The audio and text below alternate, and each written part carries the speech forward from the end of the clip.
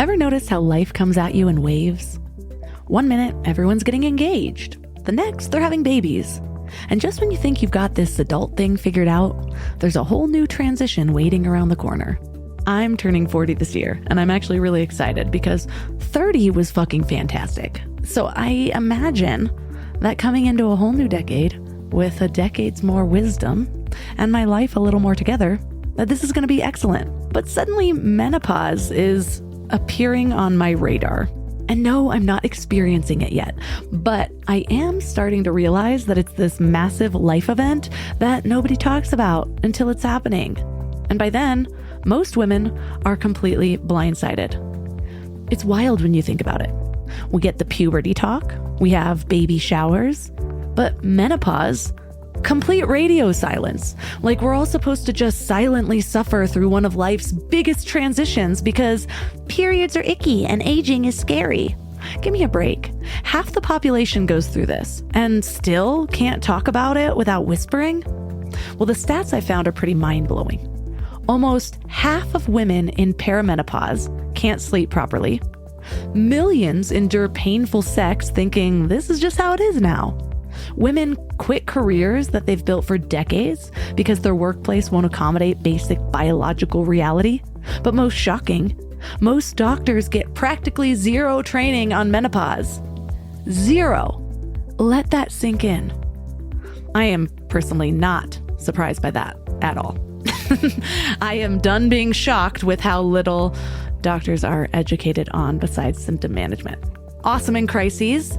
Awesome if my arm is broken, but no, I'm not going to go ask for any sort of health advice. But that's not what this episode is about. So, tangent, redirected.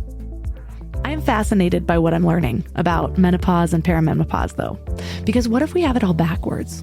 What if this isn't the beginning of the end, but actually more like a cosmic graduation ceremony? The science is pretty fascinating.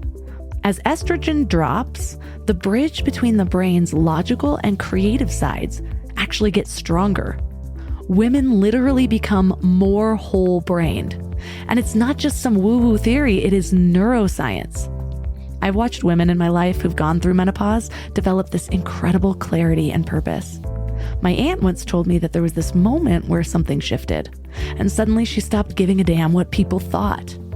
And that's somebody who isn't in the world of self-development. That freedom came naturally, and it looks like a superpower worth waiting for. So what if menopause isn't just something to survive, but more like an initiation into becoming the wise woman we're meant to be? What if those hot flashes are actually more like inner wisdom burning away the bullshit we've been carrying for decades? I'm not there yet, but I am already taking notes. Today, our guest is Tamsen. She's a news anchor who found herself collapsed on a bathroom floor from symptoms nobody had warned her about, only to discover that she was in menopause. After being left to figure it out all on her own, she's now fighting to change how we handle this universal female experience. In this episode, you will learn the shocking physical and emotional changes nearly every woman faces, but nobody talks about. Real strategies for managing symptoms when your doctor just shrugs. And how to flip the script and use menopause as your portal to becoming the badass, wise woman you were meant to be. This show is sponsored by BetterHelp. You guys, workplace stress is killing us. 61% of people are dealing with stress levels that are way beyond normal. So if you're feeling it, you are not alone. I used to think I could just push through everything. Work harder, sleep less, pretend I had it all figured out, but that approach nearly broke me. I am all about following your joy. If that voice in your head is telling you to make a change, listen to it. Maybe you are ready to quit your job. Maybe you do need to flip your whole life upside down. But either way, you need support and tools to navigate it well. And that's where therapy comes in. Modern therapy teaches you how to set boundaries without feeling guilty, how to manage anxiety before it spirals, how to make big moves from a place of strength instead of desperation. And BetterHelp has over 30,000 therapists and has helped 5 million people worldwide. And you can talk to someone from your couch. No waiting rooms, no awkward scheduling. Therapy gives you the clarity on whether that voice telling you to make a change is your intuition or just the Sunday scaries. But either way, you deserve support. As the largest online therapy provider in the world, BetterHelp can provide access to mental health professionals with a diverse variety of expertise. Unwind from work with BetterHelp. Our listeners get 10% off their first month at betterhelp.com/mindlove. That's BetterHelp, HELP.com/mindlove. Let me ask you something. How much time did you spend last week thinking about what to eat? Planning meals, making grocery lists, wandering around the store like a lost tourist. I used to waste entire Sunday afternoons on this, and it was exhausting. Then I found Hungry Root. Hungry Root fills your cart with personalized picks and plans your week of meals, getting smarter with every order. They have over 15,000 recipes to choose from each week, and most are ready in 15 minutes or less. I'm actually headed to Michigan this week, and I had my Hungry Root order delivered there. So I already know that I have meals ready and plenty of snacks for the kids without scrambling to find a grocery store. It's just handled. And what I love most is their smart cart technology. It learns what I actually like and then recommends groceries, recipes, and supplements just for me. So no more buying spinach that rots in my fridge. They screen out over 200 additives and only source high-quality ingredients. The time I've gotten back has just been life-changing. So take advantage of this exclusive offer. For a limited time, get 40% off your first box, plus get a free item in every box for life. Go to hungryroot.com/mindlove and use code MINDLOVE. That's hungryroot.com/mindlove, code MINDLOVE, to get 40% off your first box and a free item of your choice for life. hungryroot.com/mindlove, code MINDLOVE.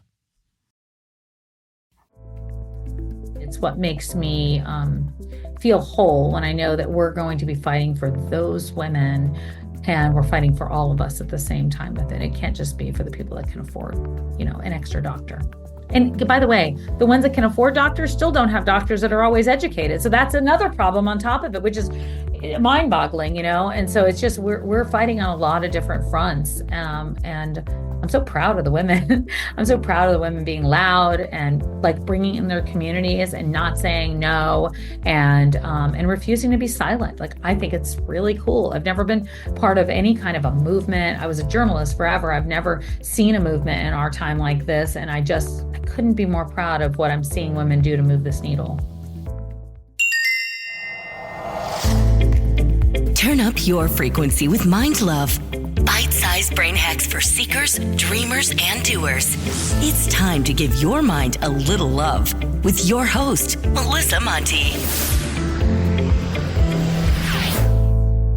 So what inspired you to make navigating menopause part of your life story? Oh gosh, going through it. I don't think I'd ever planned to do that. I'd had no information about it. I didn't know it was even happening to me, but I definitely had all of these signs and symptoms that were just pretty standard. I just didn't know it. And I was playing whack-a-mole with a lot of those symptoms. And as I started doing a little bit more questions and trying to figure out what was going on with me, I realized that I wasn't alone in this. And it started me down a real journey to figure out why none of us had any information at all. What was the moment that made you realize that menopause needed to be explored further? Oh, after an incident in the news studio where I landed on the floor of the women's bathroom as a result of a massive, epic hot flash, heart palpitations, and just overall, not knowing what was going on, I got a note in my patient portal from my doctor, my OBGYN that I'd had for a long time, that said, "In menopause, any questions?" Just 4 words. And I went, what am I doing? What am I doing with this? And how is that me? How could I be going through menopause? And that really made me know that I felt very much on my own. And I thought, wow, I'm totally on my own with solving this and figuring this out and figuring out what to do next. And once I realized that, there was something that needed to be done, not just for me, but for so many other women who had dealt with the same thing. I remember when my mom was going through menopause, and at first I didn't know she was going through menopause, and we just kept having these arguments that made no sense to me. Yeah. And I hate to say this because I don't want to add to the stigma, but I remember turning to my husband and being like, I feel like she's losing her mind. What is happening? And then my cousin was like, Oh yeah, that happened to that. I went through the same thing when my mom was going through menopause, and I was like, "Oh, menopause," and I hadn't thought of it. I was younger than I am now, and it's interesting because I have a husband, and I definitely notice how I've changed while I'm PMSing. And like I said a second ago, I don't like to add to the stigma, but sometimes I actually lean into it because I'm like, just don't mind me. I'm feeling a little crazy. Like, I'm I a little know, moody I over here, know. or whatever it is. And so I'm curious, when you were starting to unravel menopause, what were your ideas around it? Because, sometimes in my relationship, it is helpful to just be like, I'm a little crazy right now. But he's also not allowed to say it. He's not allowed to tell me I'm crazy right now. Yeah. So, Yes, exactly right. Exactly right. There is a lot of stigma around it, right? We know that we've seen it in the media, we've seen it all over the place. I lean into it too myself. I actually had a big event recently, and I was like, there's going to be some messy brain fog moments, and there actually were. And then I was like, okay, then that's just the way it is. So I do think that we can lean into it and smile about some things. But I think at the end of the day, what's so important to me is to make sure that we have the information we need, and when we have that information, then it's fine to smile because we know we're gonna get there. We're gonna have some solutions. We're gonna understand exactly what's going on, and then we're not so alone, And then it has normalized this conversation versus hide this conversation. I am one of those people that the moment I realize we don't talk about something in society, I make it my mission to bring it up all the time. Like I'm the girl that just meets somebody at a dinner and I'm like, can you Yeah, tell me how much money you make with that? Do you mind me asking? And then yeah, they look at me funny. I'm like, if we all talked about money, we'd all probably be so making a lot true. more of it. You know It's what so I true. mean? It's And so so true. I never realized that we did that either. I was like, why are we not talking about some of these things? So yeah, you're so right. You're so, so right. why do you think that something that happens to literally every woman has such stigma around it? Oh gosh. Well, I think it's wrapped up in ageism, age, invisibility. I think it's wrapped up in all the things that we've always stigmatized. We've always stigmatized as you get older. I mean, it wasn't until just recently that we started, embracing the fact that we're turning 50 and we'd be like, oh God, the big 50. Well, is it the big 50 or is it like, hey, this is a fabulous time in our lives? So I think we've just heard those narratives and we just keep repeating them over and over again. And menopause is all caught up in that.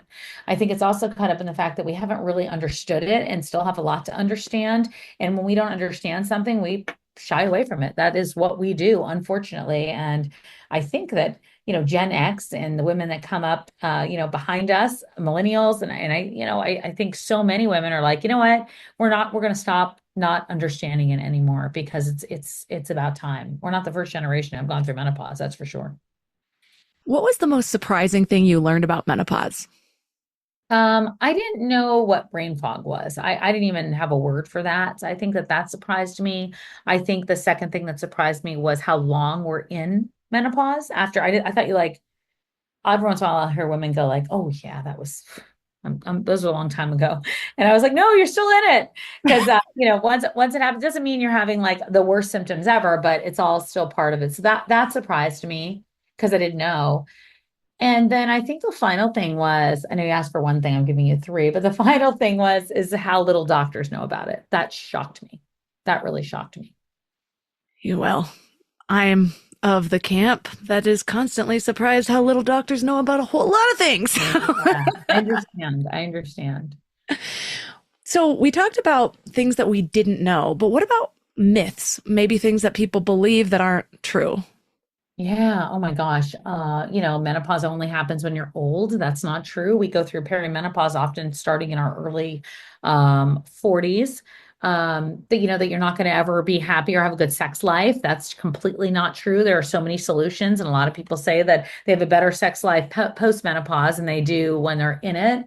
I think that some of the myths that are around it obviously is the fact that like, you're always going to be unhappy. You're not going to be able to recover from it. There's, HRT causes breast cancer. There's a lot of these like myths that we're trying to undo and undo and undo every single day. I will say that it's not a one size fits all. So what might be right for me might not be right for you. And we go on and on and on. But I do think we're getting closer to a place where we're saying, okay, it might not be the same things for everybody, but we all have the same questions about it. And that I think is a fair thing to say. You know what I wish? I think there needs to be two separate types of healthcare covered by insurance. Yeah. One can be the medical industry as it is. I know I hate on it sometimes, but there are medical miracles and there are certain things that I would absolutely run to my doctor for. But I think Right. this huge misconception in the idea of wellness, and we know like preventative care, nutrition, all of these things. I feel like we should have well visits that have nothing to do with current doctors. They are the functional doctors. They are maybe even just like some sort of a midlife midwife. I don't know. No, Did I right? just invent I know. a new profession? Maybe I should move into that. I mean, I'll take it. I think that, we need somebody to kind of guide us through this area. I think there's never been a roadmap. There's never been here's what you do. And I think that's for a couple of different reasons. We don't really have a lot of the research, but we also kind of fall off the journey after our reproductive years. We're humming along and then all of a sudden we're not there anymore. And so I would love that. I would love there to be somebody that really does take that and moves it to the next place so women don't feel so confused because there's nothing worse than feeling isolated in any kind of journey that you're going through. I watched my mom go through it with breast cancer, but there's just nothing worse than feeling that type of isolation. What would you say that women need during this time? Because as we mentioned, doctors aren't always super educated on it. You talk in your book about how a lot of women are gaslit in medical settings. What are they being gaslit around, and what do you wish you could see? Oh gosh, I hope that women don't feel like they're going crazy during this time because I hear a lot of them say that. I hear a lot of them say they feel completely alone, which is just, it's just awful. Um, I think that, what's super hard is to understand that women don't have information. So, they're dealing with low libido, they're dealing with a lack of sex drive, and they think there's something really internally wrong with them, not knowing some of the solutions. And I guess, we hear a lot of women gaslit in terms of like, everybody goes through this, don't worry, you'll go through this too. And I think that we have normalized suffering. And I think that that sucks. And I don't think it's okay. And I think that we have to take that onus, off of the women that we do all the time, which is, just get by it, just get through it. That's just not okay.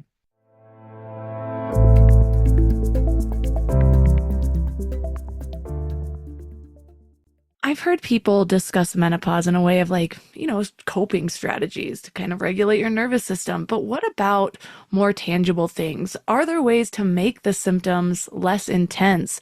Is it nutrition or hormones or the hormone therapy? How would you approach this in order to get through it with more grace? Oh gosh, I think understanding hormones is finding a doctor, obviously, that has dealt with that. They're not for everybody. There are contraindicators that certain women are not going to be eligible for them or not going to want to do them, and I understand that. And I just wish that a woman could go into a doctor and be like, "Look, here are the two. You can decide which one, but here's what you need to know. It's up to 30% of your collagen Here's in the different first 5. research, and here's, what you can do if you're not interested in hormone therapy. Because I think what we do with women is say, like, this is your option, you take it or leave it, or there aren't really very many options, or you can find some stuff, but it's not going to help everything. And I think that that's a very unfair place to be. And when you leave a doctor's office feeling totally confused by that, you kind of wind up doing nothing. Yeah. You break down the hormonal and the non-hormonal solutions. Yeah, absolutely. I mean, I do it for a couple of different reasons. If my mother, were here today, she might not have been a candidate for hormone therapy. She had breast cancer, estrogen-based breast cancer. So that's not what she would be able to do. So I wanted to make sure that there were different solutions for different women depending on what they wanted to do, because even if you're able to, you might not be interested in doing that. There are non-hormonal prescription drugs out there for hot flashes now on the market that weren't there, several years ago when we were talking about all this. There's different type of supplements that some women want to take. There's a vaginal hormone. There's vaginal estrogen, which is pretty much safe for all women. So there's the traditional hormone therapy, which is estrogen and progesterone. Some women, and myself included, have added testosterone, but then there's a non-hormonal that I think women should know more about, and doctors should know more about, or be able to talk more about. I was just having a conversation with somebody yesterday, actually, about burnout. And they're like, well, how do you handle burnout? And the first thing that came to my mind was, I remember a moment feeling like, this must be what burnout is. And I was like, hold on, like, do I want to claim this idea of burnout? Like, what's actually happening? My body's causing me to stop so that I shift and redirect, whether it's realign with my values, whether it's reclaim my energy, do something for myself. This is actually a superpower rather than this idea of burnout that just sort of feels like this final end. And the reason I bring that up is because I wonder, with these big shifting life phases, I went through postpartum, for example, and there's so many things that people talk about. They're focusing on the struggle, but what I wanted to find was people that were focusing on the idea of this phase as an initiation. And I think the same about menopause, like this initiation into something deeper. What are your thoughts on that? Well, I mean, I think that, I talk about the gifts of menopause, and some people are like, what gifts? It's awful. But I think there are some gifts of that. And I think it is an initiation into this next chapter in this second act. I've never met so many incredible women as I have in this time, doing some incredible things. I think that parts of the gifts of menopause are a new level of acceptance, which I think is really, really special. And I think that we're not paying attention to that when we're kind of fumbling around in the dark trying to manage all of our symptoms, right? But once we get to a place where we get some kind of treatment plan, whether it's with a doctor, with a functional medicine practitioner, you know how to take care of yourself. There are so many other parts of your life that are really, really pretty amazing. And it was why I wrote the book, How to Menopause, because I don't think it all ends in the doctor's office. I think there's a lot of different parts to this. And I think it can be super exciting in the beginning of something super exciting for you. So say a woman is dealing with symptoms. They're feeling like they're going crazy. They go to the doctor. They feel unheard. Mm-hmm. What steps would you have her take to advocate for herself, or to actually get the information that she needs to make this phase a little easier? Yeah, I mean, I think there's a couple of things. I think, first of all, knowing what you're dealing with. If you have a doctor that is not listening, or is saying like, all women go through this, it'll be okay, these symptoms will pass, you need to get another doctor or you need to fire your doctor. And that sucks. It sucks when somebody knows you for a long time, but I will tell you what sucks worse is to not feel like you're being heard. So that's the first thing. I think the second thing is to be aware of the symptoms.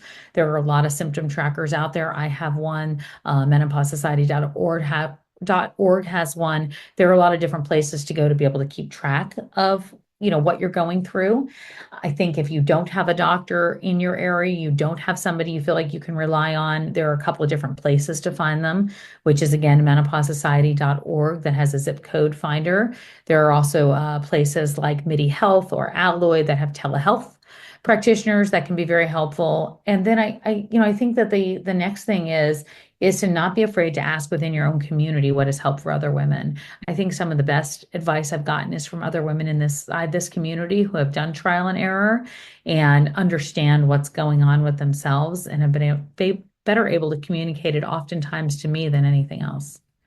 I imagine that's hard for some people who aren't used to being vulnerable. I like it. Like even just today, I mentioned earlier before we started recording about how my gym class teacher is just kind of the inappropriate person, but he likes to call people out too. He's like, why you haven't looked this tired before? I was like, I leveled up weights and I'm in my luteal phase. And you can see him go red. And I was like, what? No one talks about a luteal phase? Don't you have a wife and like 4 daughters? Not used to I love that you did that. one. Yeah, I just feel like I experience the world the way I'm internalizing it. And the more I get myself out there and just sort of say the thing, like I don't need to say, yeah, I'm bleeding through my tampon, but I will say like I'm in my luteal phase, like there's a I lot. think, but that normalizes those things, and it allows somebody who doesn't understand it or know what that is to ask a question. And now you've opened up a conversation. And so, look, being the first at anything of talking about something is never necessarily comfortable. It wasn't for me. I went online as a newscaster talking about menopause and body odor. And I was like, oh gosh, I'm either going to get fired or women are going to stand up next to me.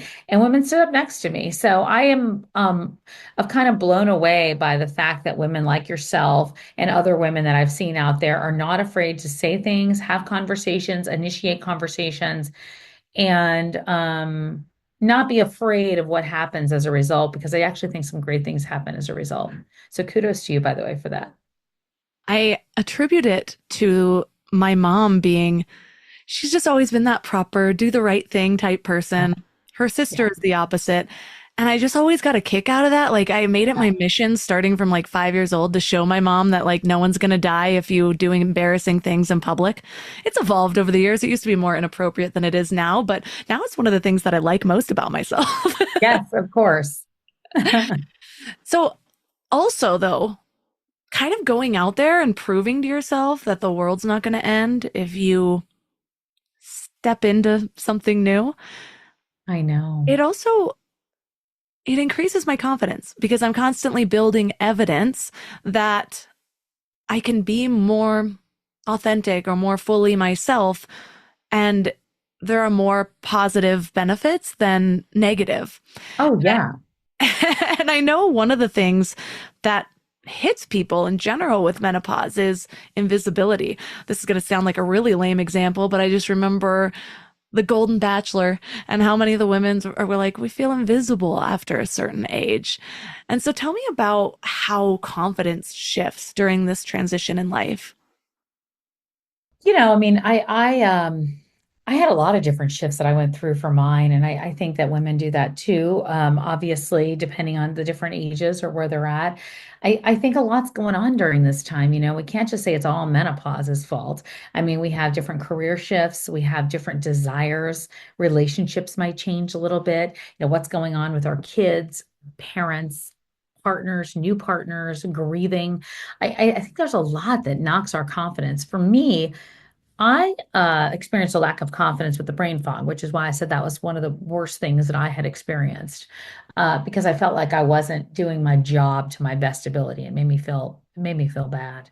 And then when I found out what it was, I was like, oh, hold on, I get this now. I understand it, and it actually helped in so many different ways. So I had a lack of confidence shift. And then when I started going through this and being more outspoken and talking about things out loud, I got this whole new surge of confidence where I was like, oh, why haven't I ever experienced this before? And it's been very nice, to see that change, but it didn't come overnight and it didn't come easy.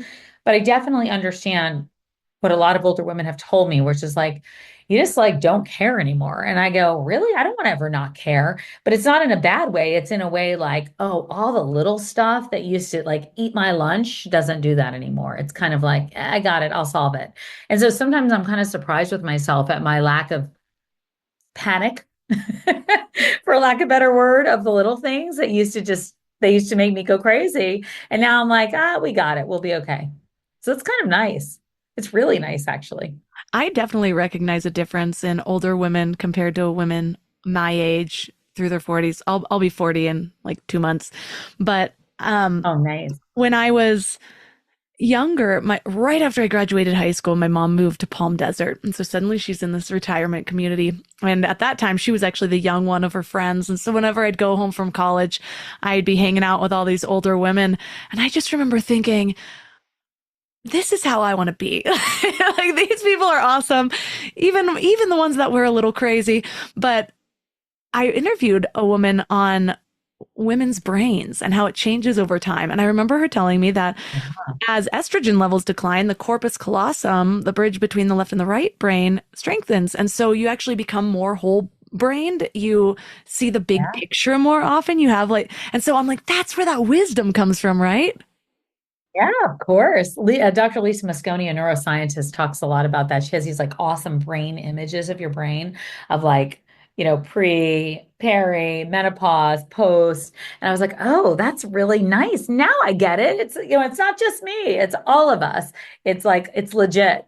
So it's a great place to be, I think. That was the guest on my podcast. So that's so funny. Only one person Oh, it was? talking Oh, about this great. in the She's world, amazing. apparently. She's amazing. Yeah, she's super amazing. So you talk about the midlife edit. And I love this idea of Mhm. actually using menopause as a moment to redefine how you care for themselves. What would be your first steps to that? How would you get started?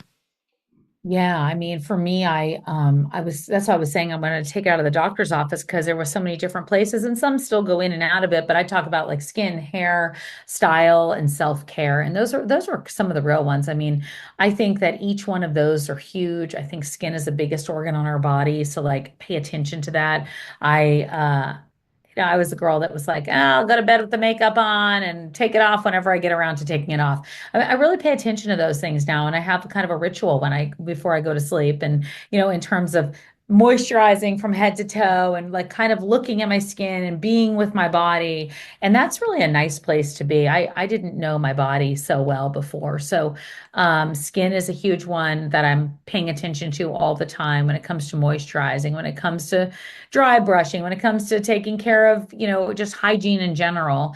And so that's a big one on my list. And then, hair changes a lot during this time too. And so I've tried to be a little more gentle on it, cutting down my wash days, avoiding pulling it back too tight, having non-wash days that I, just kind of take care of it a little bit more. And style is always sort of a fun one for me as well, because I think that we tend to think that like I can't wear that anymore. And that's, when I was my younger time. And I don't really look at it like that. I think if I'm not wearing something and it's more, it's because I don't want to do that anymore, not because I can't or I shouldn't. And so all of those things are part of a midlife edit, I think, which is a kind of cool thing. I've found more empowerment in it than I have found disillusionment or sadness in it. That's for sure. That reminds me of I've kind of gone on a journey with self-care. When I was younger, it was like getting all dolled up, doing all the things, getting Botox. Yeah. And and then as I was going through, it's kind of a spiritual awakening, realizing how much I had done things for the approval of other people. It Oh. wasn't that I was doing it to like, oh, I want to just feel good. It was like, maybe somebody will want me, or maybe I'll compete with Mhm. this woman. And so then I went through a phase of like, I'm just going to love my natural self, hardly wearing makeup. And now I'm getting into that phase again where I'm really honoring this idea of self-care. I'm not beating myself up like, oh my gosh, that just took me an hour on a hair wash day or whatever. I'm like, no, I'm like rubbing coconut oil into my hair and like I really know. nourishing my skin. Like this is how I honor it's a temple, Isn't it great though? It is. It feels It good and reminds it changes my it day. does. It totally does. It reminds me of kind of like I always think about like women in like the 1950s or something that were like they could just sit in front of the mirror and like they didn't have Facebook, so they were like taking care of themselves and like I was like, okay, I like that. I kind of like this little ritual to be able to do this for myself. It's time I get to know myself a little bit or think or pay attention to. I just really like it. I really like it. Yeah, I just picture Marsha Brady counting the brush strokes of her hair from I know. Oh, that's so funny. What a great memory. That's so funny. So you mentioned how libido is a big thing and people think that there's something wrong with them. Women feel like their body is betraying them. How can they shift the narrative to one of partnership and empowerment? Yeah, I'm more encouraged than ever before about the fact that we definitely have men that are, willing and able and wanting to be part of this conversation, which is great. Certainly not enough, but we're starting down that path. Libido changes are hard. I mean, we talked about confidence earlier, and I think that a lot of it can stem from that. Painful sex sucks. It can happen because the estrogen, the lack of estrogen makes your lining just stay, get very, very thin and not lubricated. So when it declines, the lining becomes thin and can lead to painful intercourse. So I know there's just a lot of areas there where women are like, look, I just don't even want to have sex anymore. I am encouraging women. I think it's just so important to have these conversations with your doctor. I don't know that we go into a doctor's office and are asked, how's your sex life? But I sure wish we were, because I think libido changes are uncomfortable oftentimes to bring up. And I think we have to get comfortable having that conversation, and get comfortable having the conversation with our partners too, because it's something that's very real, whether it's painful sex or a lack of libido, whichever one it is. It is something very, very real. And there are a lot of women that don't know how to address it. So whether we're talking about vaginal estrogen, which is safe for most, if not all women, to, figuring out different ways and different other options out there to make sure that you feel like you're lubricated and sex is not painful. And then to be able to address it with a partner. I mean, bringing that conversation up and realizing the intimacy doesn't start when you hit the bedroom, that it needs to start before. And I really, it's funny, the book, I had sex and brain kind of as like a chapter, and then I took sex out completely and made it its own large chapter because there was just so much to it, mental, emotional, physical, the confidence part of it. It was just really important for me to make sure that we really covered that, because it's a huge part of who we are, and it's a huge part of what we fear losing as we get older. And that's not really the truth. Like, you can have incredible sex post menopause, in menopause, but you have to just be aware of what is going on down there. And testosterone treatment is, one of the options to help treat low libido, as well as the vaginal estrogen. If you were bringing that up to a partner, how do you imagine the best way to do that would be? Yeah, I think it wouldn't be in the bedroom. I think it would be outside of the bedroom. And I think it would be like, I wrote a kind of a chapter in the book that said, or a section said, is it your husband or your hormones? I think it would be, look, this is not an easy conversation. I'm learning about this myself, but this is, if it is not about you. Can I just tell you what's going on with my body? Like, sex hurts. And so when you seem to want sex or initiate sex, it just doesn't feel good for me, but I'm either getting help, or I'm going to get help, or I just want you to be aware of it. Because I think that when we don't have that communication, and listen, um, I'm not so naive to think that that's an easy conversation, but I think when we don't have the conversation, then the partner in our lives is left to think it's all them.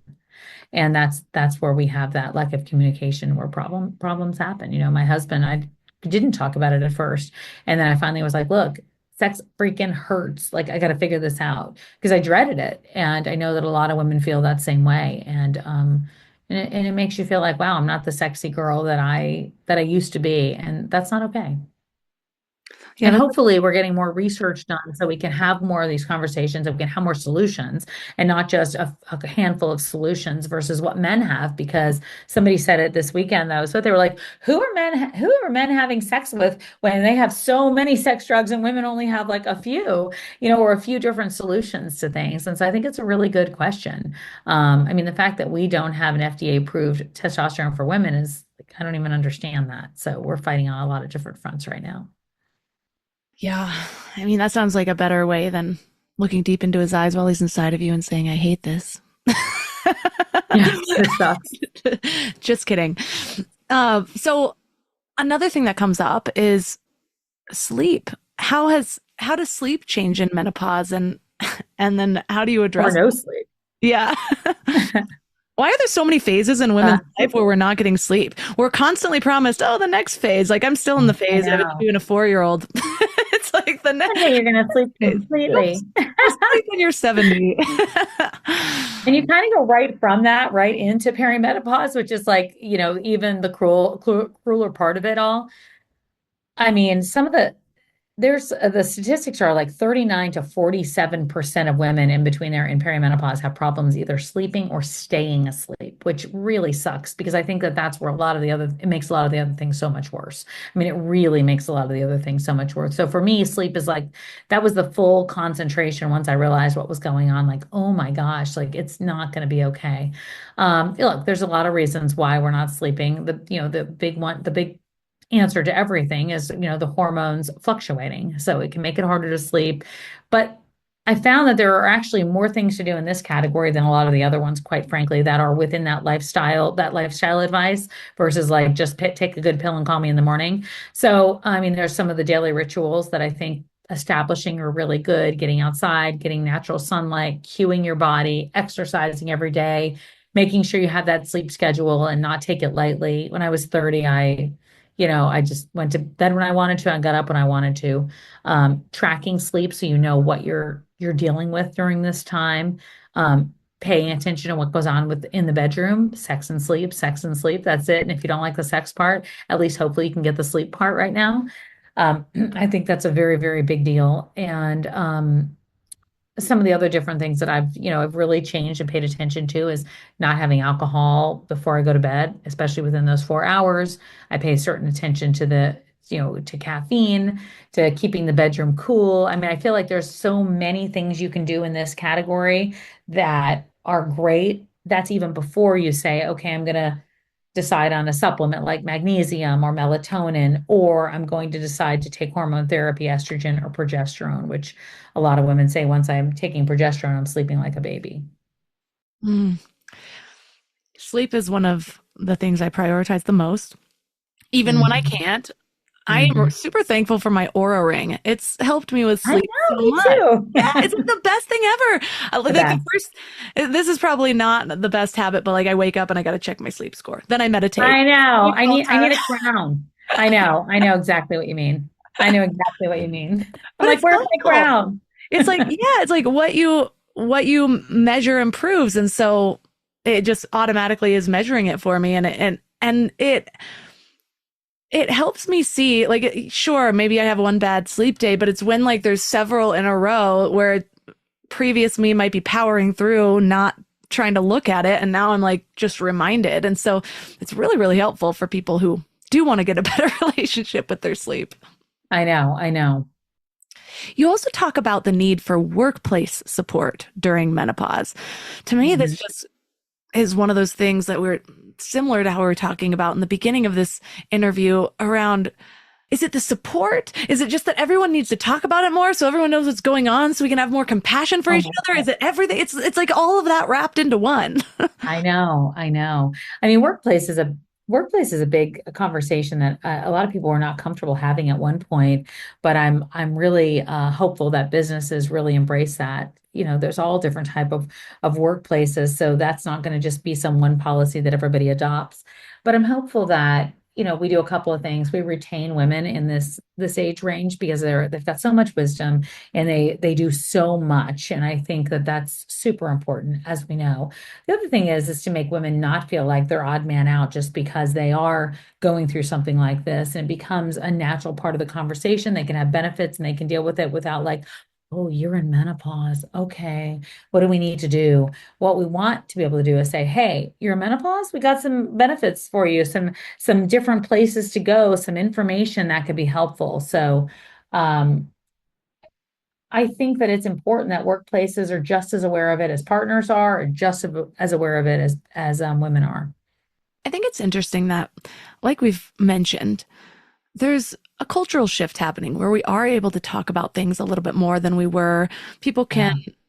tell their boss they need a mental health day, that I can shout out luteal phase in a gym class, but at the same time, more people have Botox and fillers than ever in history. And so it seems like we're really embracing aging, but are Yeah. we if we're all trying to cover it up? How do you view that? Do you think it's just kind of like a self-care way of taking care of ourselves, or is it an unfair Oh, advantage for those who can afford it? I mean, look, I want it to be accessible. It's why I did an event just recently that every single person could go to for free. I did a virtual event of information for free. We have to be able to have women be able to access at least the information. And now we've got to figure out how they get the help. And those are two things. It can't just be the person that can afford to go to five different doctors. Like that's not okay. It can't be the first person that can go to a sleep specialist and have this specialist and that specialist. It's not okay. So I mean, I think that's what I fight for. It's what wakes me up every day. That's what gets me on a train to go to DC. It's what makes me feel whole when I know that we're going to be fighting for those women and we're fighting for all of us at the same time with it. It can't just be for the people that can afford, an extra doctor. And by the way, the ones that can afford doctors still don't have doctors that are always educated. So that's another problem on top of it, which is mind-boggling, And so it's just we're fighting on a lot of different fronts. And I'm so proud of the women. I'm so proud of the women being loud and like bringing in their communities and not saying no and refusing to be silent. Like I think it's really cool. I've never been part of any kind of a movement. I was a journalist forever. I've never seen a movement in our time like this, and I couldn't be more proud of what I'm seeing women do to move this needle altogether.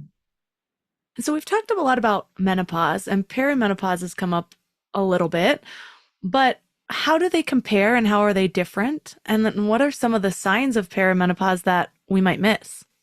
Oh gosh, irregular periods, huge one. Like that's, sometimes when I was going through it, I was having like my period 3 times a month, sometimes ridiculous. I never stopped bleeding.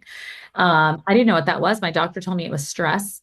And I had polyps. So I was like, I guess it's polyps. Nobody ever used the word perimenopause to me. That was a really big one. The hot flashes, we know what those are, but if you're really having a large number of hot flashes, that can indicate something more serious. You got to pay attention to things like that. Understanding that the lack of sleep, waking up in the middle of the night sweats, those are all real things. Then there's like these weird symptoms that are like a burning tongue or itching ear. But at the end of the day, it's a lack of estrogen. That's what we're talking about. Dry skin, dry everything. Painful sex, lack of libido. Those are the things I would be paying attention to at that age because they all started happening for me, and that's for sure. So how long is perimenopause and how long is menopause for most people? I mean, perimenopause can be 4 to 7 years on average for women, and then Fun. average age for menopause in the US is 51. And, menopause happens after you've gone 12 months without your period. And then everything after that's postmenopausal, which we just refer to as menopause because like, I don't know, maybe I can't remember all these different names, but, menopause is everything thereafter. What I wish people talked more about in these big life transitions is the grieving process that you go through from your former self. I still go through it sometimes. I mean, I had kids and every now and then I'm like, remember when I was young and free and could do rosé all day? Sucks. It sucks. Like I can't do that anymore. I used to be, I said to my husband yesterday morning, I was like, wasn't it fun when we were young and you just go have drinks on an island and relax in the sun? And he goes, yeah, but it was like 6 years ago. It wasn't really when we were young. And I'm like, oh, yeah. Well, it was me. But anyway, but yeah, I can't do that anymore. Like I can't rosé all day. I have to rosé with some ice in it. And then I need 3 glasses of water and then I got to go to bed. That's my rosé. I My know. rosé symptoms last all day is what mine is now. I know. I gave up alcohol a couple years back, and then one day I was like, I'll have a glass of wine. Like I'm not like in AA. Like let me just see what this is like. I had one, and I was like, this is what it feels like. All of a sudden, I felt dark and heavy. I I was like, know. okay, I don't know if I need this. Although every now and then I'll think about it again. But no, it's not in this phase of life. I know. But some I say know. that Trust me. menopause is when women step into their wise woman era. What do you think Yeah. are the biggest initiations you had to go through to earn your wisdom? Oh, my wisdom. Gosh, I think my big ones were getting real with who I was, like really getting honest about that in the workplace and feeling okay that I didn't have to be the center of attention all the time at work and like I didn't have to win all the time. I think that was a big one. I also think that the other initiation for me was learning that I was a teacher now versus a student. I mean, I'm still a student, but I think also like teaching it and passing it along. I think that was a big initiation for me and an exciting one too. Like I realized like, hey, it's okay that you're in that era now. It's like it's a kind of a cool place to be. So I really embrace it. Yeah, I think those would be the two areas that I've realized like, okay, I can be wise. I got that. I'll receive that.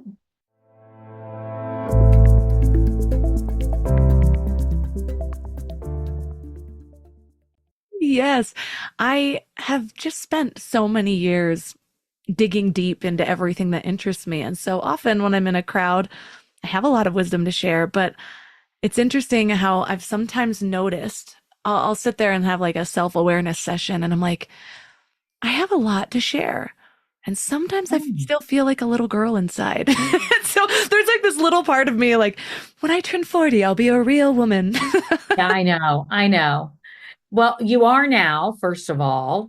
Um, and I also think that like these are exciting times. Like 40s are so exciting, 50 is exciting. I think 60 is going to be exciting. But I don't think it used to be like that, you know? Yeah, I mean, when I turned 30, it was very quickly that I realized, oh, this is so much better than my 20s. So I'm really excited for my 40s because I feel like it's going to be even better. And I remember like growing up, the messaging that we had in the 90s, like watching my mom and all my aunts and uncles have these like over the hill parties and all the cheesy Right. decorations were like black and yellow and like death or Halloween or something like I that. know, right? We That's what don't it do was that like. anymore. Black balloons. So I know a lot of women also feel a surge of creativity and intuition and a deeper sense of purpose. Have you felt that shift? Oh gosh, yeah, I totally do. I feel like I wake up every day with a real purpose. I didn't know I was going to be doing this at this age. But I really, yeah, I thought I was just going to be doing the news. So I do feel a different sense of purpose. I do feel a different sense of awareness of what's important versus what's kind of BS. And and who I want to be to other people, like when I leave them, like I want people to be like, oh, she was really listening to me, or she was really paying attention, or she really cares versus like, oh, she's just flitting around and not present. Like it's really important to me to be there versus just in it for the wrong reasons. You know what I mean? Like I want to be present. Like when I was doing the news, I'm like, okay, what do I need to do next? And now I'm like, okay, what do we need to do best to serve what we're trying to serve? And those are two different goals. And I've realized that. I don't even know when it happened, but I do definitely realize it. It's probably why in indigenous cultures, menopausal women are revered as wisdom keepers. Yes. Yes, they are. So, what advice would you give to a woman who feels like she's just sort of standing at the edge of this massive transformation, but is inundated with all of the of society's messaging? How would you have her step forward? Oh gosh, I would say this. I would say like, please don't be afraid. We're not pushing all this information out there so you have fear. That's one. I think two is be excited at the fact that you're going to have this runway of life that was not possible for a lot of us for a very long time. So I think that that's very encouraging.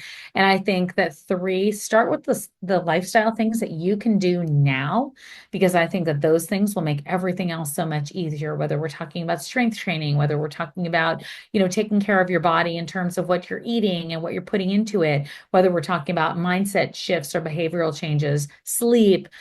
I think all of those things are so important to note and to pay attention to and to take care of now that you're just going to be so far ahead of everything if you're able to do that. So true, because all of those things that are affected also affect your mental health. And so if you're not Totally. taking control where you can, it's going to feel so much worse than it is. And I'm always sharing that, so much of how we experience something is just the story that we're telling about it. And sometimes we absorb those stories or we inherit the stories. And menopause is a big one where we either have no information or we're just deemed crazy or something. And so it's up to us to change that story first for ourselves and then for everyone else. So thank you so much for being such a big part of changing the story around something that every woman is going to go through, because if we don't, we're missing out on this big initiation. Yeah, I think we really are. I We have really, a really deep are. spiritual belief, and I think everything happens for a reason. And when we dismiss things as almost a mistake or not perfect, then we're missing out on what's actually in it for us. And so, for listeners that want to learn more and find your book, where's the best place for them to connect with you? Yeah, absolutely. How to Menopause is where the book is. And we have lots of bonuses going on with it because I want women to have like other information as we wait for the book to come out. So we wanted to put a lot of that together. So if they do need to go to the doctor now, that they have the ability to do that with some help. And I'm always on Instagram. And then you can get the book wherever books are sold. And so I'm real excited. I'm going to be going across the country and touring. And so I can't wait to meet a lot of people in person. That kind of just makes me feel good. All the links for this episode will be at mindlove.com/397. Your challenge for this week is to start noticing the transitions in your life without judgment. Whether you're approaching menopause or experiencing something else entirely, just take a moment to ask yourself, what if this change isn't happening to me, but for me? Notice how this simple reframe shifts your experience. Instead of resisting what's happening, get curious about the wisdom that might be waiting for you on the other side. You know, today's conversation about transitions and stepping into our power reminds me why I created Story Love in the first place. We all go through these moments where life shifts, sometimes dramatically, and our stories hold the wisdom that we need to navigate them. So we had our first Story Love coaching call, and I watched a woman have one of those breakthrough moments. I custom created several AI tools that are very in-depth, that give outputs that have really been blowing people away. But one woman saw one output, one line in the report that the AI tool gave to her, and her entire body language changed. "That's it," she whispered. "Those are the exact words my soul has been trying to say." And this happened within minutes of using our new AI tool that scans your life experiences for the patterns that you've survived and transcended. The tool revealed what was already there, and her truth was suddenly crystal clear. Story Love is officially live, and it's about excavating the wisdom that you've earned through every hard lesson, the unique perspective that only you can offer the world. And so this program is going to be launched again and again, getting better each time. And so if you're sad you missed this round, but you know you want in on the next one, reach out to me.